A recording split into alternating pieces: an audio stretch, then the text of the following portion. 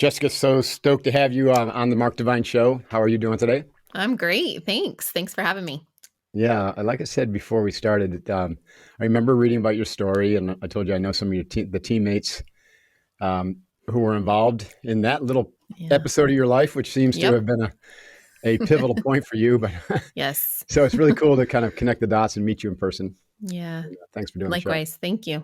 So before we get into like what you're up to now and some of the great work you're doing, helping women be more courageous and confident, which is like very important, obviously. Mm. And I applaud your efforts. Let's talk about the Jessica as a young woman, kind of trying to figure out her way in the world. Like, what were some of your influences in your childhood? And I'm really, one of my things that fascinates me is just how people are shaped and conditioned, and then how that conditioning gets shattered, right? Either Hmm. through introspection or through a Mm. life experience like you had. So let's talk Hmm. about like the piece of clay that became Jessica before, Jessica became known to the world. Yeah. Wow. Well, that's a great question.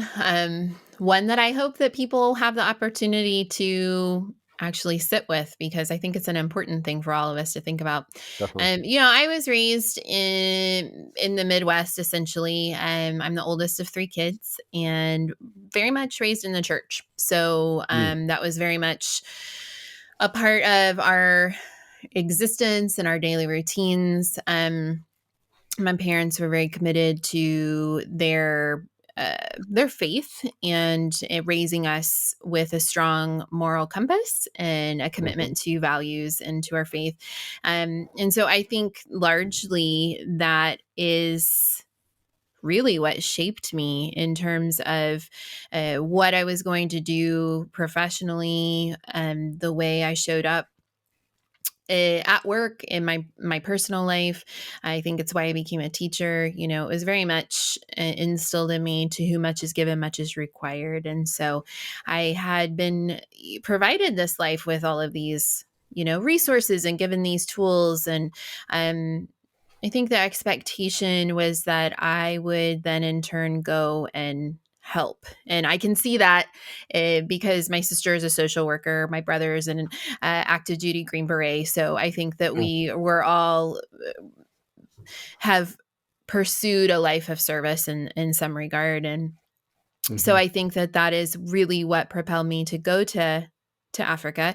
Were you I, required to do a mission as part of your church? Like a lot of Yeah, I mean, I went to Christian school growing up, and so like my senior year, we did a mission service trip to Mexico, and okay. I did lots of mission type trips. My first teaching stint was in Honduras, and Interesting. so just lots of exposure in opportunity to see Mhm. the world and to experience just a whole different socioeconomic Right. reality for so Do many you people. do you think that or can I ask you this way? In what ways did that limit you? I hear how it offered you broader perspective and Mm. taught you about service and some certain values, but in what ways could it have limited you? That's a really good question. I think in some ways it limited me because I didn't allow myself to explore any other types of alternatives, Boom. right? Yeah. It was Yeah. just like, well, this is what's expected. And not that I don't love teaching. I'm intrinsically I'm a teacher at heart, Mhm. but Mhm. I'm not sure, especially like that, like I'm in my 40s now, so I'm like hanging on the edge of the Gen X generation, and it wasn't Right. really like instilled to me that as a woman I could really go out and pursue whatever career I wanted. Like there were a few different Interesting. career Right. opportunities available to me. They were all very service oriented, very focused around family. Hmm. The expectation was that I would have a family. Um, I'm and curious. So so, let's pause there. I'm sorry. I yeah, really, yeah. if I ever sound like I'm interrupting you, then I really apologize in advance No, it's cool. All because it's good. hard sometimes to find the right opportunity when something really pops in my head and I kind of want to Mm-hmm. like pivot or go a little bit deeper Yep. without losing the thread of thought. But with this thing about this idea that you were only kind of allotted, a few opportunities as a woman, there's two kind of comments that popped in my head. One is, how quickly that has changed, Yes. right? How Yes. quickly that has changed. And then Hmm. two is, I'm curious how much of that was related to the Midwestern values versus kind of the coastal values, right? Because it Hmm. seems to me that, let's say this was 20 years ago, because you're in your 40s, so in your early 20s when you were kind of Hmm. coming out into the world. On the East Coast and the West Coast or in the big metro areas, there seemed to be a lot more opportunities, a lot more expectations. And so it's curious to me, like whether you perceive that the Midwestern, maybe the values were just a little bit more rigid or a little bit slower to evolve. I I guess think there's two so. questions there. Yeah. Absolutely. I mean, and it could have just been my family, but I don't think so. Well, Because because I every think other that, family was probably like yours. yeah, yeah, I think so. Right. And it's not like no one believed I couldn't do what I wanted to do, but it was just like the options that I felt like I could pursue that were supported by like my culture and my community were very much at the heart of like making room for a family, like Hmm. being supplementary income. Like the whole like concept of making money as a woman was not something that anybody ever talked to me about in Interesting. terms of like you can do that, Right. right? Like you're unlimited in your potential. Like no one ever said that to me. It was more like you should be a teacher because you'll have kids and you'll have your summers and your Christmas vacations off. I love it. Right? And so what Yeah. did I do? I I'm became a putting myself teacher. in your shoes, and I could see how you really you'd have no choice but to buy into that because it makes so much sense, right? Well, And it's the right thing to parents did do. it, and your Yeah. cousins are doing it, and your aunts and uncles did it, or your aunts did it. 100%. Like, and it's the right thing to do. And Right. so I did that for a while and I got married really young because that's what you did in the church, but that was a disaster. And so then I was like 24, 25, divorced and trying to figure out what to do with my life. And so I kind of like bucked at everything that had been told to me that was what was available. And Hmm. I was like, no, you know what? I get a second chance here. I'm not going to be limited. And so Right. I did have my teaching degree, but that's when I started traveling. And that's when I started like seeing the bigger spectrum of what the world consisted of. Right. And that's how And I ended up. you Yeah. use service as your traveling kind of vehicle? Yeah, I think so. I mean, it's a really good one. It sure is. Yeah, that's Yeah, incredible. you can do some good and it's safe, Right. again, as a woman who's traveling alone. It's a great way to go out and meet people and experience the world because it's an amazing place. It So, sure is. yeah. The diversity, I mean, just it's so incredible that people don't get off their butt and go out and see the world.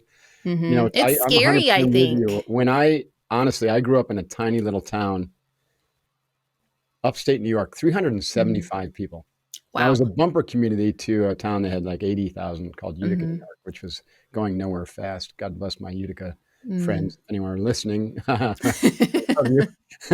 But the town is going nowhere fast. And it wasn't until I spent 7 months over in Europe that I really woke up and recognized that there's a pretty big world around me. It's not just all dairy farming and Yes. future farmers of America and whatnot. Yes, and it's intoxicating, It's right? intoxicating, Like, yeah, and it yeah. radically changes you. I remember coming home from Europe just being, like, high. Like, I was in a flow Mhm. state for months and months thinking, Yes. "Wow, something's changed here." Yeah.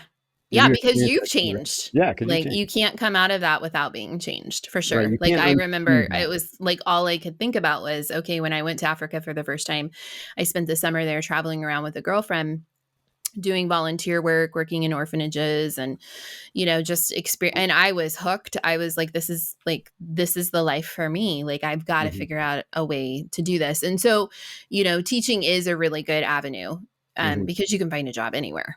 What So organization did you find or align with to do that? I'm curious, and does so it still exist, or what are initially the opportunities for young women who are listening going, "Wow, that sounds cool. I wanna do what Jessica did." yeah, well, it's tough. Like trying to get an internship for an international NGO is pretty competitive. Mhm, There's always the Peace Corps, mhm, but they don't pay anything.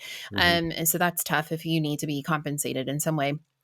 I think the best way is if you are a teacher, to become a licensed certified teacher, and then you can start off working in international schools, which is what I did. I mhm. finished up my student teaching at an international school in Nairobi, Kenya, and then they offered me a job. And I was like, yes, thank you. I will take that. And so then I stayed there for 2 years.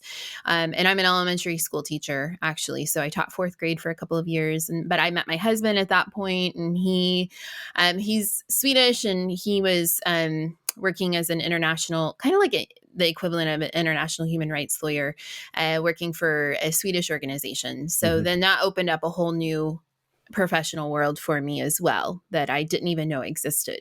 Mm-hmm. So I think for, it again, the competition's steep, but if you're studying international relations or something along those lines, getting an internship to study abroad is like key. Mm-hmm. That's cool. It's nice to see that happening more and more with American kids, right? Because when for me, I was lucky enough that my college had an overseas study program. That's how I experienced my first, and then I joined the SEALs, which was a whole different level of travel. But Yeah, yeah, slightly. that's not available to everybody. We went to the most beautiful places in the world, not, Yeah. and tried to have people try to kill us. That was a great vacation or service. But like, it just was not a big deal when I was growing up, and now, like today, but I always heard about like Australians and Europeans, and doing their walkabouts, and we had 2 exchange students from Australia live with us for a Oh, year wow. twice. Yeah. Yeah, it was very cool, but it just wasn't something that a lot of Americans did, and now it's becoming more and more common. I would like to see it be part of everybody's experience. It should be like, okay, take your year off, or your junior year of high school, you just go overseas, because it's so important for us to develop that global mindset. If you Yes. don't do it, you get really stuck, or you can get stuck in ethnocentrism, or lo and behold, egocentrism, which is really not good as you get Yeah. older. Well, it's like, then you think it's like, what's her name? She's this wonderful Nigerian writer, and she did this incredible TED Talk called The Danger of a Single Story. Mm-hmm. I And love it's that. all about like when you have not been exposed to the other parts of the story, the other sides of the story, how dangerous just like that one truth can be. That's Right. right. And I think that that's what travel and those experiences do for us is it really, I had one single story because I grew up in Southern Ohio, like in the church, like there was one way and one way only. And then, suddenly my whole world is blown up, and it was hard. Like I hit a wall, and I had this like existential crisis that was Mm-hmm. real. Like I had to go to therapy, like I had to deconstruct my faith, Mm-hmm. but necessary for growth. Right. By the way, And did that happen before or after the main incident that, it happened before. It was right after I turned 30, and I was Okay. getting ready to get married. And all of a sudden, I just like I was just hit with overwhelming anxiety Mm-hmm. because I didn't know what I believed anymore. Mm-hmm. And so I found it, I didn't know what was happening to me. I thought I was going insane. And I found a therapist, and we started really unraveling like this whole narrative that like just how we started this conversation. Yeah. And it changed. It was necessary actually for me to have that experience prior to my Yes. main incident, because I I was going to think ask you that, about that. What a blessing that was, yeah, actually. And yeah, you're certainly not alone. I think more and more people are having those wake up existential. I mean, look at something like COVID. That can be like yes. a slap in the face to an entire culture or humanity. Mm-hmm. And it's, to me, as painful as those appear, they're necessary for full adult development, right? Mm-hmm. To, like, you use the perfect word, to deconstruct the story of how that clay of your unshaped mind is shaped by your family and by culture. And it's not optimal for you. I mean, there are aspects, as you know, that will work, but there's a good chunk of that you just want to reshape to work Well, yeah, better you for you. have to be the artist You shaping have to it. be the Like shaper. some of Yeah. us, like I think so many of us just let somebody else shape us, and we go Right. through life being this product of somebody else's creation, and we are responsible for our own creation, and you got to get dirty and got to get messy in it. Growth is painful. It really um is. Yeah. but then you become, to stick with this metaphor, I love metaphors, but That's like then you can create this beautiful vessel that is you, that is serves the purpose that you were put here on earth to serve. But right. no one can create, like no one can form that other than you. That's right. It's like that. I wish I knew that off the top of my head, and I'm sure a listener will immediately identify the Japanese art where they put Yes. broken vases back together, and it's Hmm. considered to be even more beautiful than the original. Well, yes, I know So that's exactly. really what They we're like with talking the about. gold, like Yeah, the and they gold use line, they fill in the crack with the golds, yeah. right? Isn't that Yeah. beautiful? If I Yeah, had I a love it. producer here right now, they would I would know it already because they'd be They could whispering. Google it. Yeah, exactly. Someone Google it and send me a telepathy message. That's awesome. And I love the idea that it seems painful, but then in retrospect, it appears necessary and beautiful, right? So there's a Mhm. grace to that. And and when we can become aware that these are important events in our life, then we can embrace the suck of the pain, right? Yeah. And kind of really lean into it as opposed to run away from it, which just prolongs the agony, so to speak. Mhm. Yeah. I mean, I think that the whole point of the mess is to try to figure out what it all means. That's right. And I have spent the last 10 years in dogged. Like when I think of the word dogged, I just picture myself like in the dictionary. Like I am the definition of dogged determination to figure out what this all means. Because Nipping at the for tire of your spinning life. yeah, yeah. We're going But to take these these metaphors all the way today. I know, right? Oh, I do love a metaphor. But it's like that's the whole point. And if you oh gosh, if you miss out on that, then I think it's just going to keep happening. That's right. Yeah. Or you go into not, you numb, right? You just go into Yeah. such deep denial and such compartmentalization. And then you just kind of coast and 30 years will go by and then suddenly you're 50 or 60 and you're like, and then you can't deny it or ignore it anymore, right? Yeah. And then it becomes a real crisis because it shows up as disease or Yes. something even worse. Yes. Wow. So here's what's on my mind. Can you articulate a few things that you deliberatively deconstructed? And then who was the Jessica? What was the reconstruction? And then I want to talk about the incident where you were kidnapped and kind of see how that helped you survive psychologically, Mm. emotionally, spiritually. There's a Oh, lot yeah. there, but start Yeah, out with there's the a lot. deconstruction and then the reconstruction, and then we'll get into Okay. the incident. I think that prior to the kidnapping, it's embarrassing to admit, but I think that I thought that I was somehow not invincible, but and a part of this has to do with being young too, right? Like Right. you just don't understand because you're young that the world can be really hard and painful if you're lucky. Some people learn that I think really early on. Right. And And you I think had everything bad is going to happen to other people, not you. right. Could never happen to you. And I'd been through pain in my life for sure up to that point, but I think that something broke in my trust that the world that I was like in some sort of bubble. I don't think I realized that I thought that I resided in some sort of, you know, well, white privileged bubble and that bad things didn't happen to good girls like me. Mm-hmm. I'm a school teacher from Ohio. Like how bad things don't happen to girls like me, right? Right. Right. And turns out yeah, they do. Yeah. But the thing is that if you had said to me, you know, even a week before this happened, hey, you're going to be kidnapped, you're going to be held hostage, and you're going to be rescued by SEAL Team 6, I would have said, there's no, like, I'm not that girl.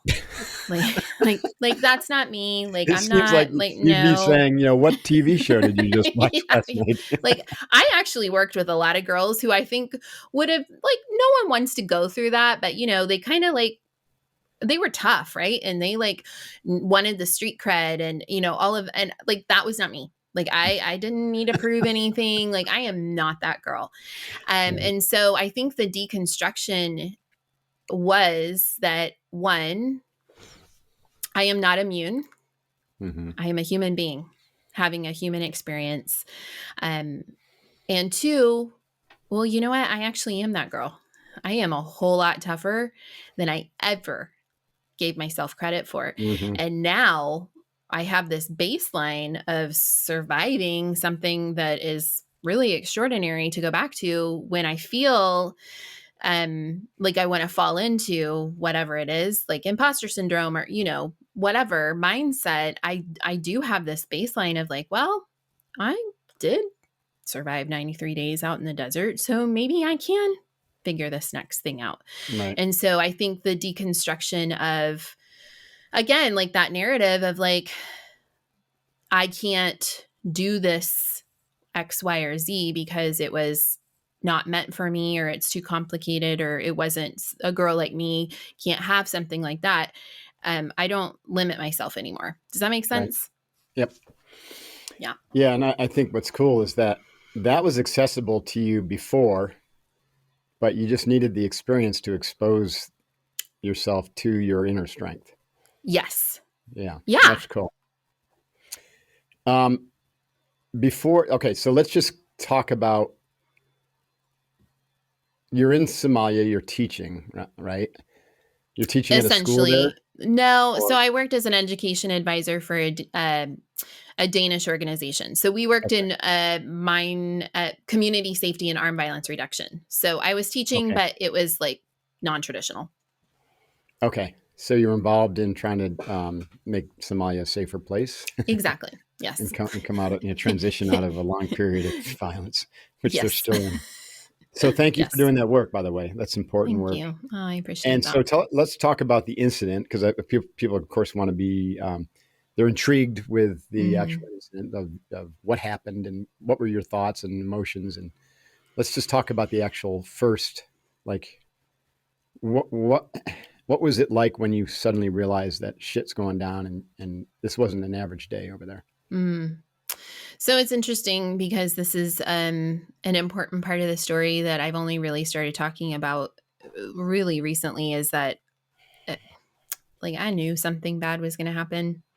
Really? You had My like an intuition, inkling my gut, it was screaming at me. that day, And or like the in time like before? no, I canceled this training twice, Oh, wow. Interesting. and then had actually been pressured by my colleague to come down because I was living in Hargeisa up in the north, and this training was taking place in the southern part of Somalia. So like a less safe area. And I didn't want to go. I didn't feel good about it. But he was basically like, if you don't come down and do your job, I'm going to report you to your supervisor. Mm. So I went against my better judgment. But the whole night before October, I guess 24th, 2011, I had nightmares all night long that I was being kidnapped by pirates. Oh, shit. Like, I Wow. mean, like, how much more specific can it get? Right. Exactly. Yeah. Usually it's not that Like, I specific. mean, So my that's one to subconscious listen to. knew what Oh was my God. up. I And bet you have serious, like, punching yourself in the face for not following that intuition. Yeah. well, I learned that lesson. Right. Wow. I mean, that was it was the moment of self-abandonment Right. of Interesting. my life.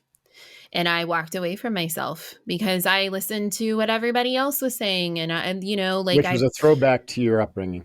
yes, Yeah. 100%. Right. I didn't have a connection. I didn't trust myself. Right. Right. And so, yeah, we do our trainings about 3 o'clock in the afternoon. We're put in a convoy of vehicles, and we're supposed to be going back to the guest house. And we were apprehended at gunpoint, driven out into the desert, for hours, forced to march out into the desert, surrounded by 30, maybe 50 armed men. I don't know. It felt like a whole militia, Right. and then forced to participate in a mock execution. Oh, wow. And Was it just then two of you? How many were just there? two of us, Two of just you. me and my colleague Paul, who's a Danish gentleman. At the time, Right. he was 60. Mm. And yeah, like what's going through my mind is like, why the hell didn't I listen to myself? Mm-hmm. Yeah. Oh, shit. Yeah. Right. I'm 32 years old at the time. Like I don't know what I did to deserve this, to get here. Like I put off having kids. I'm never going to become a mother. Like, what, like what, this is bad. Like I have no frame of Did you reference for think that this. you weren't going to make it out of there at that Yeah. point? Oh, Okay. 100%. I said my final goodbyes. I said goodbye to my husband, my dad. My mother had passed away the year before. And so I was very like deeply connected to her because I thought like I was going to be meeting her really, in that moment when I was on my knees waiting for my head to Oh be my cut God. off from my So body. that when you said mock execution, it was you. Hmm. So you thought for a Yeah. moment that they were going to cap you, like they were going Yeah. to end it. No, not for a moment, for like a long time. Oh, that's like terrifying. like on my knees. It was the most terrifying moment of my life thus far. Yeah. Oh, of course. Yeah. Oh my God. My heart renders just thinking about that. Like, Hmm. did they have, were you hooded like we see in a lot of the No, scenarios? No. no. It was dark. We were out in the desert. I don't think anybody was filming it. Yeah. This group wasn't, and at the time I didn't know if They it was wanted like you to in an take it seriously. ideological thing or yeah, like but they were gangsters. They called themselves pirates. Right. This happened at a time when there was a lot of piracy going on off the Horn of Yeah. Africa It in was the the most Indian lucrative Ocean. profession in Somalia, Yeah. right? At Yeah. the I time. mean, we think of like Captain Phillips that Right. had happened, I think, the year before. Right. But then there were four Americans that had been their like little yacht had been taken over, and they all of them died. Mm. There'd been some British, like a couple of British sailmen. What do you call them? Sailors. Sailors, thank you. They had been held for quite a long time on their boat. Hmm. I believe a French woman, she died. Wow. So I mean, and what was happening is the water was becoming so heavily patrolled Hmm. thanks to people like you, Hmm. that they were moving inland, and Hmm. so they were starting to take aid workers out of refugee camps. And in my situation, it was an inside job. We had a local security advisor who rigged the entire thing, and I believe we were sold for $100,000. Wow. So his job was just to set it up so that they could take over the vehicle, and then he got his money, I guess, and then we were at the hands of these guys. But it was like it was such a deeply well, I think, organized operation that had webs into the UK and into the US. Wow. There are financiers. Like Hmm. it's still an open investigation with the FBI. Like Yeah, it's for it's a them, it's big like crime it's ring. set up like a business, right? And so they 100%. You're just a finance, commodity. yeah, they finance this operation so they can get you as a commodity to sell at a higher price, Yeah. buy low, sell high. Yep. Good God, Exactly. it's just another form of human trafficking. It is essentially, yeah. And then the guys on the ground who, I had the most interaction with, they could be anywhere from like 6 to 30 Hmm. young-ish men, who were there. They were being paid like, I 20 bucks a day. They got their chat to chew, Hmm. cigarettes, and it was just a way to make some money. I mean, in a country where I think people live on like less than $1 a day, the average Hmm. life expectancy at the time was 46 years. Like, you know, Yeah. like as What long else as do they you don't do? hit Right. me, Right. then it's fine. They've got Yeah. kids to feed. Right. So it gets gray really fast. Yeah, it does. Okay, so what was the experience when suddenly you didn't die at their hands in that mock execution, and kind of what unfolded from there? Probably a huge sense of relief, but then it's like, okay, now you suddenly realize you're in this for the long haul because one day Mhm. turns into another and another. Yeah, I mean, I think that night I I knew somewhere in the back of my mind because of some training that I'd had through my organization that if I survived the first 48 hours, then my chances of surviving were pretty good. Like if they Hmm. didn't kill me in the first couple of days, then they're probably going to let me live. Um, I thought because we were aid workers, we had such a presence in the communities and lots of community support, and we'd been working there for years that this thing would be resolved in a week. Right. And then it didn't, and then maybe 2 weeks, and then it Hmm. didn't, and then weeks rolled into months, and you realize, I think probably I finally started to understand I was in it for the long haul, like 40 days in when they made us record a proof of life video. Hmm. And they, had this little camera that they record us making a message to our families that things need to be, they need to put more money towards the negotiations because things aren't moving in the right direction. And then I thought, oh boy, like this could be the last time my family ever sees me alive, like splashed across Al Jazeera. Mm-hmm. Then this is really not good. Mm-hmm. And so, there's the complication of trying to stay sane and trying not to fall into despair, and then also to keep your body healthy when you're living outside. Like I was not taken to like a house or any like a room or anything. I was You're sleeping outside the whole time. outside. Like the Did only you time have I a was ground pad or anything, or were I you had just like, a mat, like oh just a my? mat.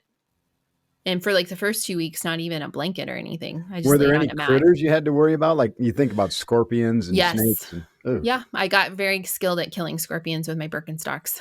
I don't know why I'm laughing. It's just that image is crazy. Yeah, I mean, it's crazy to me too, like sitting in my suburban DC home to think like, I've got 2 kids now, like if they knew what I was like what I've been through, I mean, then they do, but the extent like of like, yeah, I smack that scorpion with my Birkenstock and get rid of it. Like, what else are you going to do? What about at night? I mean, did you sleep at night or sleep? I mean, what was it like? What was your daily rhythm like?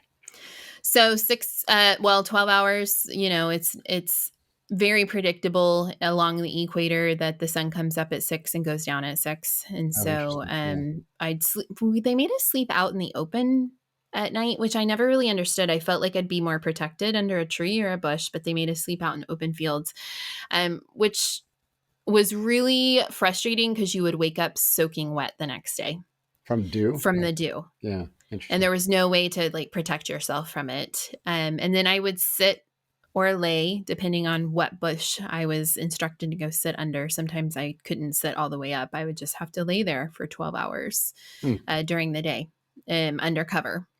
mm. And we moved around a lot. I think probably 50 to 60 times, different like camping spots, if you will. And I think that had a lot to do with where we were allowed in terms of like clan permission.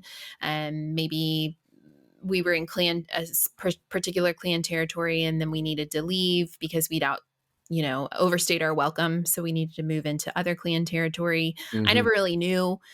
And it felt like we were running all the time. Sometimes we'd be woken up in the middle of the night, scream. They'd get in my face and scream, get it, basically get in the car, and then we'd drive all night. And Interesting. for what? I don't know. They So, thought maybe someone had a beat on you or something like that. I mean, they were always Like, afraid was of this like raw military. desert or you said field? Was it like It was like grassy scrub scrub? desert and acacia trees and thorn bushes Interesting. and rocks, lots of Right. rocks. And what did they feed you? So like typically I had small tins of tuna fish that I could eat straight out Mm, of the can. hmm. And then I had a can of pineapple at night. I don't know why these were what we were able to get, but and then I learned how to make bread. You can actually bake bread in the ground, which is kind of a cool thing, a cool little trick I picked up Might while come I in was out handy there. someday. You I never mean, know, right? never know. I can wow people with my camping cooking skills. Right. But and water, fairly regularly. Every once in a while, we would run out, and then they'd want you to drink like something from a diesel can, and that always turned into a big, huge ordeal, because I wasn't going to drink that. And I lost about 40 pounds. So I'm a very tall person. I'm almost 6 feet tall. So Hmm. when I got out, I believe I weighed 119 pounds Oh, at wow. the end. Yeah. So yeah, it was Beanpole. Like very dismal. Paul's health didn't do so well. So let's talk about Paul and whether did you like get to talk to him? Was there any interaction during all this? Any schemes of escape or anything going on between you and Paul? Yeah, not really any escape. We just knew that wasn't an option. Really? Like, I mean, yeah, people always think like, really, seriously? But I mean, we're out in the middle of the desert. You have no idea where the nearest town is. You're not really even sure which direction to go in. It's hot. You can't carry enough water. And we realized early on that the rest of the community was in cahoots together. So if somebody They found would have us, found they you. would have returned us. And then whatever, like, positive interaction we were having with our captors would end and the treatment would be worse. Mm-hmm. So Paul, yeah, actually, I think his health did okay. It was my health that started to decline like Okay. about 2.5 months in. We did get to spend large portions of time together sitting on the mat. But then, that was such a leverage thing for them. Like, if negotiations weren't going well, then one of us would be dragged off and they would drive us somewhere, and then they would like fire off a round of ammo, and then so that the other person could hear and then come back and say, well, we shot him, so you'll Mm. never see him again, or vice versa. Mm. It was used, time together was used as a reward and punishment tool. Mm. Wow.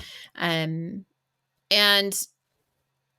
the relationship with us we were friends, absolutely. But it got complicated because really, he knew that he actually divulged to me on day 27 that there had been a direct kidnapping threat on the organization that he had never told me about because he didn't want me to cancel my trip.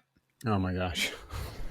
So I was like, well, Oh, that sucks. yeah. And what am I supposed to do with that now? Because you might be the last person I ever see in my life. Like, I might never talk to another person who can really understand me. Right. So I had to shelf that until we got out. And then I still process that. Like, I But, still have a really hard time with that. And then I got a urinary tract infection just due to the lack of hygienic conditions, and it spiraled into a kidney infection, ooh. Okay. which was extremely painful and super scary, and really is what propelled the rescue mission.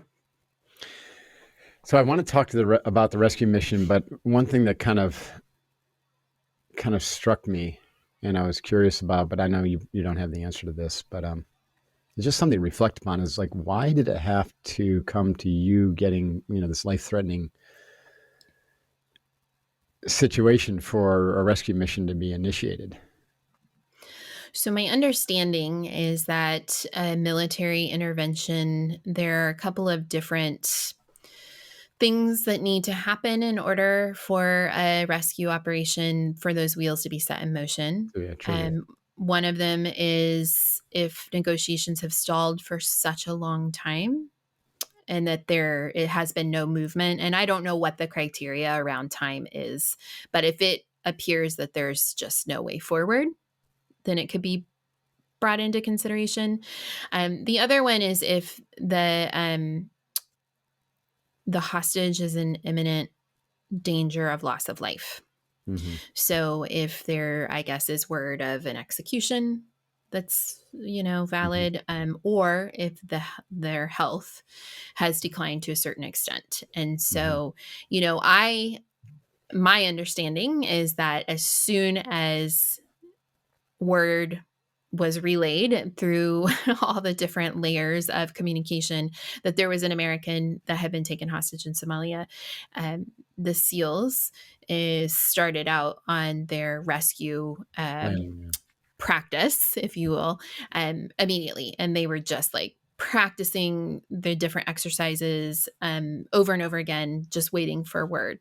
Yeah. Mm-hmm. And so um, I it was December 16th, 2012. Of course, I didn't know it at the time, but I had what would be my last proof of life call, where they put me on the phone and I talked to a representative for the organization. And I told her, I am so sick that if you guys don't do something, like I need a doctor, I need an IV, you got to get me out of here. Otherwise, I'm going to die. Mm-hmm. And so they relayed that to Eric, to my husband, and then he took that information to my doctor. And my doctor said exactly these words: well, Eric, you got to get her out of there. He said, she has 2 weeks. Mm. And so he took that information to the FBI, Matt Espenshade, who is the lead FBI agent on the case. And he is literally just God sent, Mm-hmm. that man. And Eric will say that he was in the room with them. They were at the U.S. Embassy in Nairobi, and Matt and his colleague that he was with just looked at each other and walked out of the room. And he knew something was going to happen. He didn't know what, he didn't know when, but he knew That that the was wheels had that been was set their in trigger. They motion. knew that that Yeah. was it, and so they Yeah. set the wheels in motion. Yeah. And you didn't know any of that, of course. No. Oh God, no. I had no idea that anything like that. I had no idea anybody knew I was out there. Right. And they couldn't tell your husband, they couldn't even, No. you know, they couldn't even kind of assert that something was happening No. for Nothing. OPSEC. Nope. That's fascinating. Mm-mm. I Yeah. don't know a whole lot about hostage recovery, but it seems like the risk would go up the longer something goes on. I mean, I'm Yeah, sure I you've don't now know. I mean, learned I quite a think that bit about it, but doesn't it seem like, the earlier you can intervene and get someone out if you know their well, location? I think that, it's just Or there's I so guess they many. want to see if it can work itself out. If payments are made, that's great. It ends happily. I mean, the thing is that I think one of the reasons my story has so much popularity is that it's a seamless success. But this Right. does No one not lost their happen very lives. often. It Right. doesn't happen very often. Right. There's just too much at stake. Right. Right. Yeah. And You're committing enormous resources mhm. and other lives to do a rescue. Yeah. And sometimes they go bad. I remember we lost a SEAL on another rescue attempt. A guy named Keating was Mm, a great operator. And just the way things went down. Successful rescue, but he took a bullet. That mm, just because like a stray bullet and yeah. ended his life. And I will say that like my family knew that too. They never pushed for a military intervention because like if there had been loss of life on the American side, I don't think I would ever have been able to recover from that. Really, just the Yeah. guilt complex. You mean, or No, just there's no way. wow? So my recovery and what I'm able to do now is largely in part to the fact that the rescue was so successful, Right. because I think about like these men that jumped out of this plane, and I've had the good fortune to meet many of them, and Mm-hmm. some of them their families, and like the one that actually carried me out of the desert, his wife was 8 months pregnant at the time. Wow. Like to think about, because and I've worked through a lot of trauma counseling and a lot of therapy. Like you do carry around a sense of responsibility. Like I made a choice that put me there, and then all of this had to happen to get me out. And who am I? And like it's a big, huge like identity crisis, really. Mm-hmm. And then like survivor guilt and everything. But um, like if something had happened, Mm-hmm. oh gosh, like how do you carry that around? Right. But I'm glad I don't have to. Can you identify one or two of the most important things that you did psychologically that helped you maintain, kind of your composure and your strength while you were in Mm. captivity? Yeah, I definitely think the turning point for me, I kind of have like a warped sense of humor in general. And so I would find things to actually laugh about. I remember at one point, it was kind of early on, um, Paul and I woke up on the ground and I looked over, there was all of this like shuffling and all of this like, I don't know, drama happening over under the trees, and there were 3 Land Cruisers, like our getaway vehicles, and I realized after watching all the pirates run around, they were all freaking out like, what is happening? They had locked the keys inside of all of the vehicles. And I was like, I looked over at Paul and I was like, it's official, we have been kidnapped by the world's dumbest pirates. Like they just locked the keys in all of the getaway vehicles, like seriously. And there were things that would happen like that you just had to laugh. Like, Right. this is so bonkers. These guys are so stupid. Like, seriously. But I think really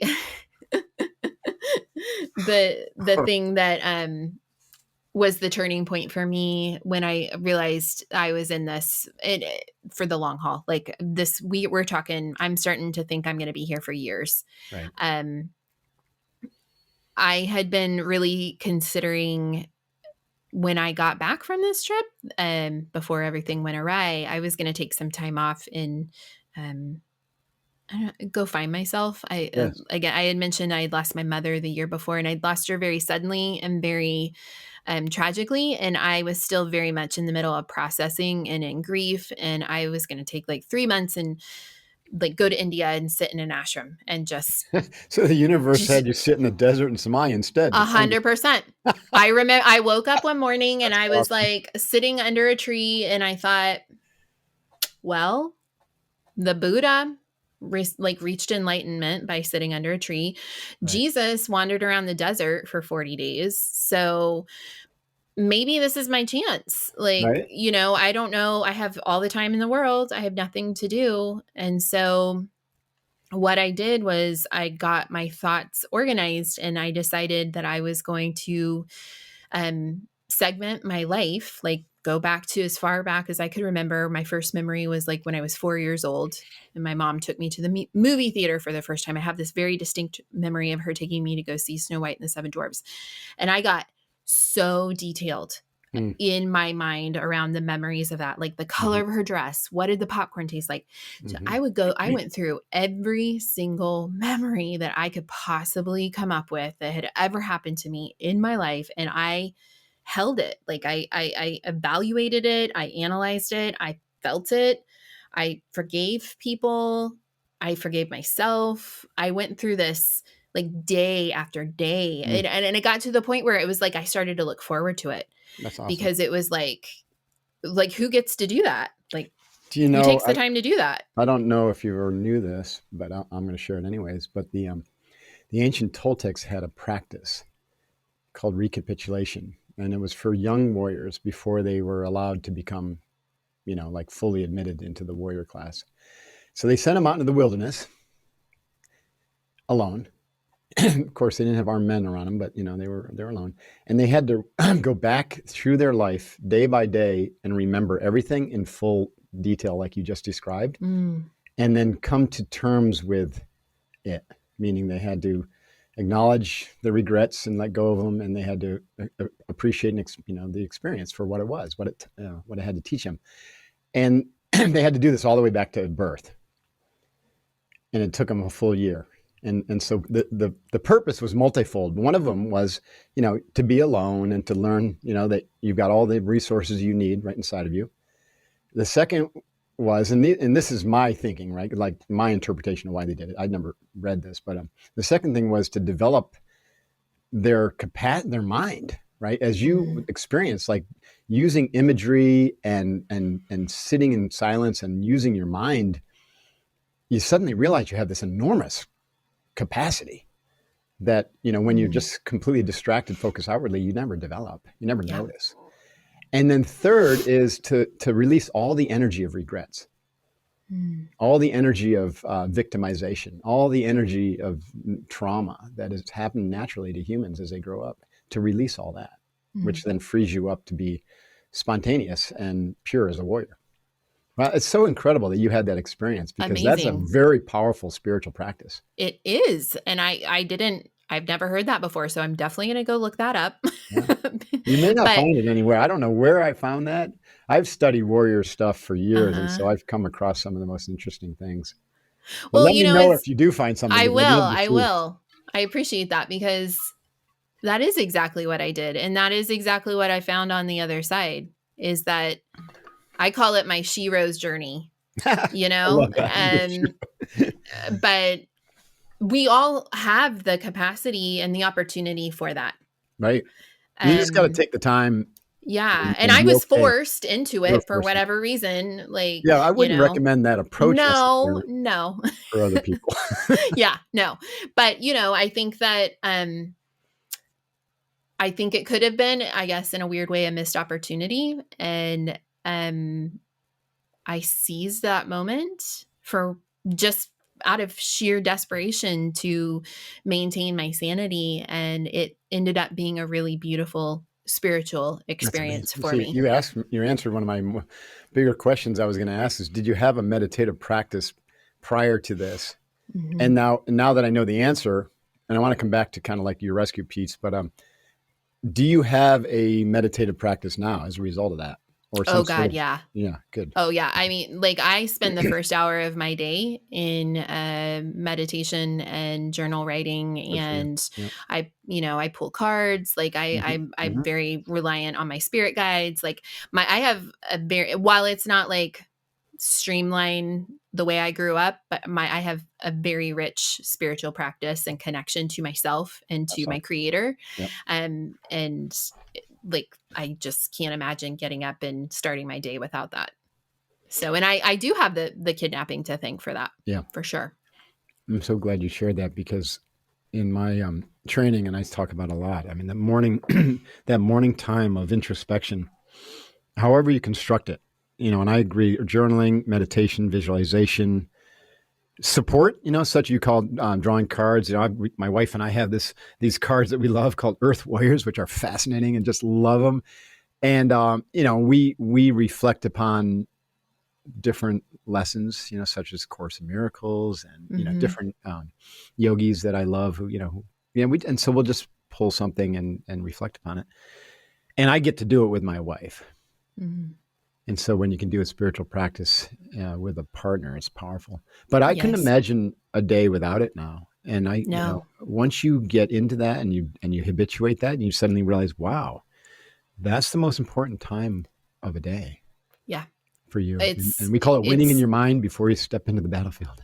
Yeah, So you experience that. 100%. Good for you. Yeah, I mean, it's crucial to my business too and what I Right. do now because Hmm. it's largely intuitive and Hmm. the work that I do with other women. And so, like, that time is a non-negotiable. Like, Right. I do it by myself, but I have two little kids. So, like, for me to carve out from 5:30 to 6:30 in the morning when people want breakfast and are trying Hmm. to get on the school bus, I mean, That's it tough. takes a commitment. Yeah, it does. But Yeah. I have a partner who is very supportive of that and shields everybody so that I can do that.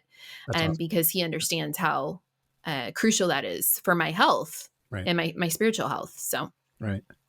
Okay, so that's awesome. I'm gonna come back to kind of more your practices and how you help women now. But tell us about the rescue. Because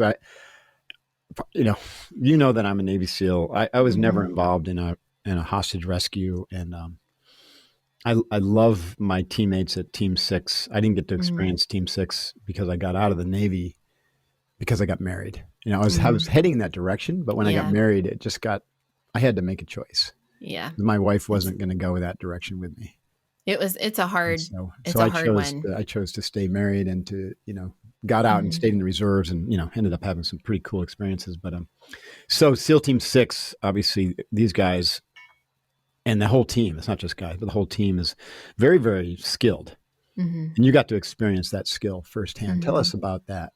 Um, what was that like? Did you feel like with your intuition that you're coming, or did they just show up like ghosts out of the night? And Oh my gosh, yeah. Well, ghosts in a blaze of fire. right, Um, that must yeah. have been both exhilarating and terrifying at the same Well, I time. didn't know. I mean, I didn't know that it was help. I Oh, went to you could have been bed other that warlords, night. right? It could have been Yes, anything. and that's what I thought. Okay. I was, again, it was my second, like, what I perceived as a near death experience because I went to bed that night. There are two stars that would come out at the same time every night and really big and beautiful and bright because there's no ambient light, so Right. the sky is just gorgeous. And I named one for my mom, and so I would talk to her, Oh, cool. every Right. night.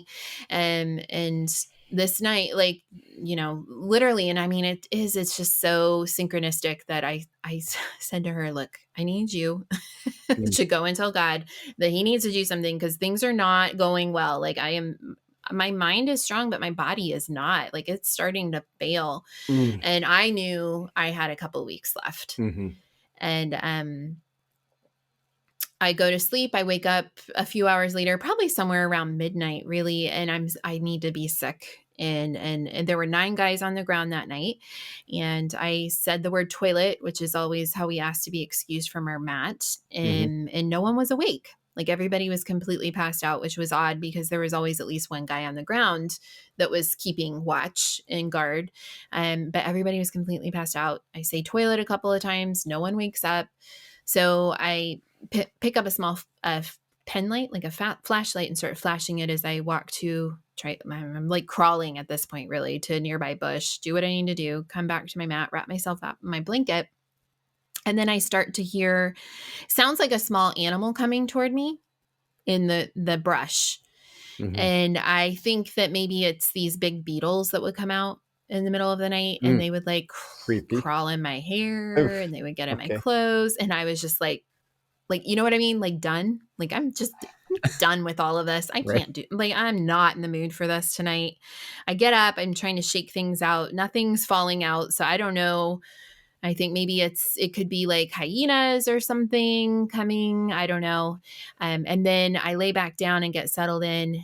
Because really sleep was so protected for me when I could Right. finally fall asleep, because it was my only escape. It was the only time that I wasn't Right. present in that hell. And so the pirate on the left, his name is Dair, he jumps up, and I can't see him because now everything has gotten clouded over. There's no moon. I can't see the stars, and it's just really dark. And he starts whisper screaming at the other guys, you need, like, basically get up, get up.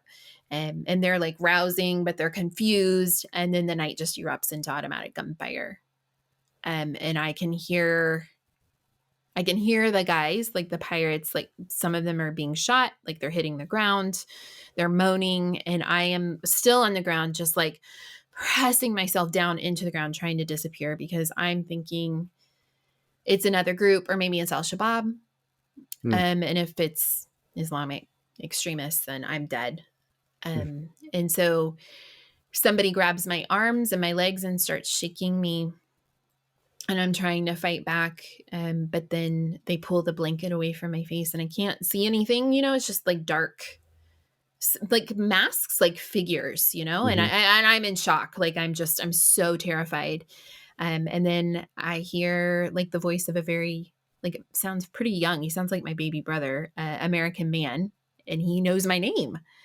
And he says something to the effect of like, Jessica, it's okay. We're the American military. You're safe now. We're going to take you home. Wow. Um, and he helps me sit up, and then I'm starting to make out like things a little bit more clearly. And all I can say over and over again is like, you're American? Wait, you're American?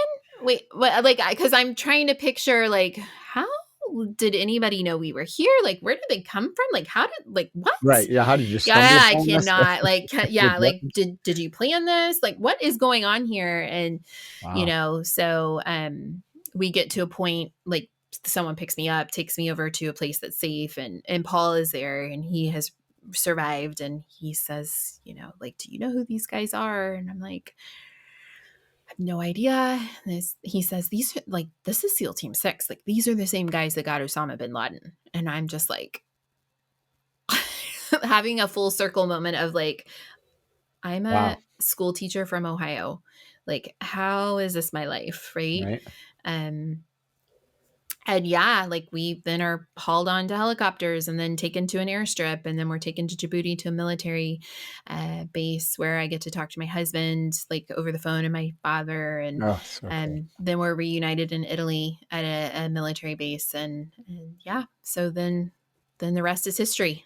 And you got healed up, no problems. Yeah, I Yeah. mean, I was in the hospital for a while, but all I needed was antibiotics Is that right? and some Okay. hydration Right. and stuff. So, Wow. so the body healed faster than the mind did, for Right. sure. I think that's an ongoing Yeah. So let's journey. let's talk about the trauma healing from that. I mean, because Mm, that's traumatic. The healing is mm-hmm, traumatic, just like mm-hmm. the experience is traumatic. But Yeah. sometimes in the experience, you're not aware of the trauma that's happening. Well, exactly, right? And because you only have to You're survive. just surviving, right? And then in the So I aftermath, call that next part surviving survival, right? and that's a whole other can of survival worms. Gosh, we've been going for a long time. I want to be sensitive to your time. How are you doing with time, by the way? I'm good. I'm good. Okay. So yeah, but however, whatever you need. Okay. Well, we'll try to wrap up soon, but Okay. I'd love to, let's just kind of like talk about surviving survival, and then how you and I imagine part of that was turning around to help other people, right? So how Mm-hmm. that parlayed into you helping other women Mm-hmm. overcome trauma and emotional development, and becoming stronger, and then what you're up to today and that kind of stuff. Okay. So I mean, I was diagnosed with post-traumatic stress disorder, Imagine not that. surprisingly. Yeah. Right? Holy cow. And then shockingly, I got pregnant with my son 2 weeks after the rescue. Oh, And wow. so we always joke that Didn't our waste book any is called time. Impossible Odds. I know, right? Our book is called Impossible Odds, but that was the impossible odds because like who would have thought that that would happen? So I was thrown into juggling PTSD and motherhood and moving because we left Africa after a year. My son was born there, but my anxiety became so unmanageable that we had to leave. And so we relocated to the US, and I've got the Swedish husband and a baby, and I've got a New York Times bestselling book, and I like can't sleep at night. Mm, And so it was a dark night of the soul, dark. mhm, And I'm just really grateful that I've had support from my family and mental health professionals. But it's been survival is not a linear process. It mhm, is um, 2 steps forward and 10 steps back. mhm, And you just don't know what's going to trigger you from day to day. And mhm, this is very universal for anybody who's experienced trauma, big T or little t. And so I think for me, I would talk about it in the context of like an interview or the book, or then I started speaking professionally. But to talk about the real, like people want to hear this. I was telling the story that people wanted to hear, mhm, but I wasn't speaking my truth. mhm, And it takes a long time to navigate and to articulate what is your truth. mhm, And that, has really just come about in the last couple of years. I started a podcast called We Should Talk About That. And we're very focused on providing a platform for hard conversations so that we can reduce stigma mhm, and other people can hopefully feel less isolated and alone. And I think that that's really when I started to turn a corner, because all of a sudden I was saying and articulating and calling out the things that were hard, and I was changing.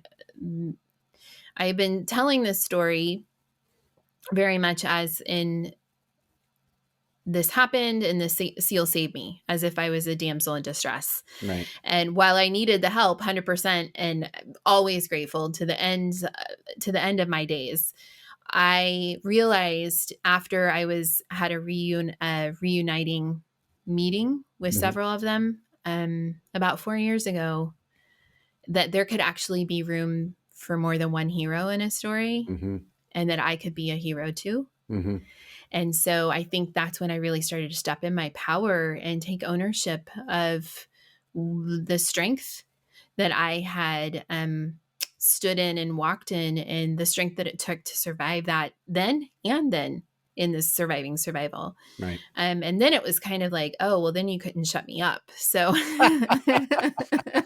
I've got all this stuff to I say. love it. That's awesome. That's cool. Yeah, it unlocked a Yeah. whole 'nother, gusher of, like, sharing, because now you're Hmm. able to share your trauma and your Hmm. recovery, and all that is part of your hero's journey. Yeah. Whereas Yeah. before, you were probably shameful about it and had some guilt, and I think so. it And I wasn't just safe to didn't share. know Yeah. like where I was in that story, like what Right, part I played really. right. So, but now I know. What healing modalities were most effective for you? So I've had a lot of different types of trauma treatment. Mhm. I would say accelerated resolution therapy has been Tell me about that. I don't like think I've ever by heard that. far, it's a spinoff, if you will, of EMDR. Got it, yeah. Definitely know about Um, that. Done that a yeah, lot. yeah. So I am good friends with Rebecca Gregory, who's a survivor of the Boston Marathon bombings, an Mhm, amputee, and she runs a foundation called Rebecca's Angels, and they provide trauma treatment for children and their families who experienced trauma. And the modality that they use is accelerated resolution therapy. mhm, And it is intense. It's very intensive. Like it's like a week long treatment. right. Um, but it is highly effective. And basically, what you can do is change the ending somehow in your brain Yeah, yeah. to these traumatic events. Like it doesn't bury them, it just helps you change the Recontextual. way your brain remembers it. Right. And it has been highly effective for me. Super cool. I got to Yeah. dig into that, and I'm going to reach out to Rebecca. I bet Yeah, she'd I'm be. happy to connect you. Yeah, thank you. That'd be awesome. Mm-hmm. Sure. I've never heard of that, but I'm a big promoter of EMDR, and Mm-hmm. what's worked a lot for vets and my peers. Mm-hmm. Brain stimulation, electrostim, psychedelics. Yep. These are things all work together. And then we have a nonprofit that I started called the Courage Foundation, and we do integrative, development. So we do Amazing. post-traumatic growth. So all these interventions are important, but then we work on them for a year to help with that long-term, growth. Because as Well, you can slip back, and your environments are yes. important, and teamwork is important, and getting a new mission is important. Well, I was going to say that's exactly it, because I felt like I floundered for so long because I felt like I'd lost my purpose. Right. Right. And I really thought it had refund. shriveled up in the desert and I didn't get to bring it with me. And it took me a long time to reignite and rediscover my purpose and rebuild my life. And that now I wake up I get up at 5:30 in the morning, do my things. I'm so excited to get to my work day Yeah. because what I do now is, I work with women who want to tell their stories through Mm-hmm. memoir, manifesto, and break into the professional speaking circuit because Mm-hmm. still, I Awesome. mean, 70% of the speakers that are hired to keynote at conferences are still men. That's right. Yeah. And so, I love men, they're great, but I think there needs to be more Could be representation from our 50-50. female Yeah. Could be contingent. 50-50. Yeah. I agree with you. And I've, been working it's so empowering to help a woman articulate her essence and what she has survived, and then to turn it into a business, Yeah. so that she can make a lucrative income Mm-hmm. and tell her story, her shero's journey. It is like the reason I'm here. That's And awesome. so it's really gratifying.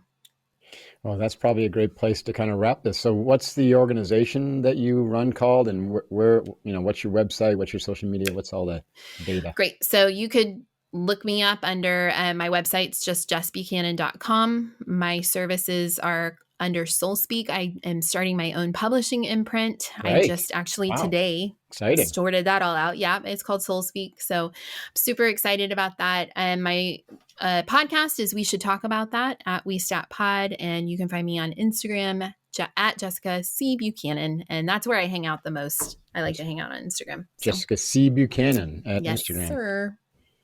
Jessica, man, this has been so awesome. What a great story. What a great person you are. Thanks so much for doing all the work and to be able to show up like you do and for helping women the way you are. Thank It's you. really I cool. appreciate the opportunity. This has been just amazing. Thank Yeah, you. that's neat. I wish we could meet in person. But if there's anything I can do for you besides what we're doing, then let me know. And we're here to support and Thank you. Appreciate that. all that stuff. Awesome. Yeah. And thanks to Awesome. my teammates for getting you out of that desert, Yes. Oh, away from the 100 scorpions a and the million hyenas times. and those bugs. Oh gosh, ever since watching like Indiana Jones, I think big beetles coming after me is like not something that I want to deal with. It's not fun. No. I mean, it took me a really long time to start camping again. I'll say that. Yeah, certainly not going to do it in the desert. Yeah, Yeah, no. no, thank you. All right, Jessica. Thanks so much. Thank you so much. Take Yep, you take care. care. Hoo-yah. Okay. Bye.